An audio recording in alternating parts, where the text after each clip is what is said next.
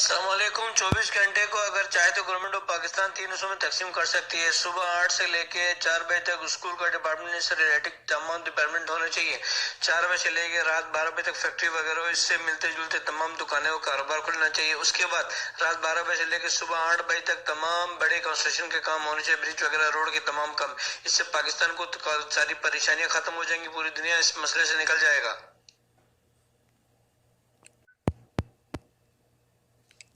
السلام علیکم۔ 24 گھنٹے کو اگر چاہے تو گورنمنٹ آف پاکستان 3 حصوں میں تقسیم کر سکتی ہے۔ صبح 8 سے لے کے 4 بجے تک اسکول کا ڈپارٹمنٹ سے ریلیٹڈ تمام ڈپارٹمنٹ ہونے چاہیے۔ 4 بجے سے لے کے رات 12 بجے تک فیکٹری وغیرہ اس سے ملتے جلتے تمام دکانیں اور کاروبار کھلنا چاہیے۔ اس کے بعد رات 12 بجے سے لے کے صبح 8 بجے تک تمام بڑے کنسٹرکشن کے کام ہونے چاہیے، برج وغیرہ، روڈ کے تمام کام۔ اس سے پاکستان کو ساری پریشانیاں ختم ہو جائیں گی، پوری دنیا اس مسئلے سے نکل جائے گا۔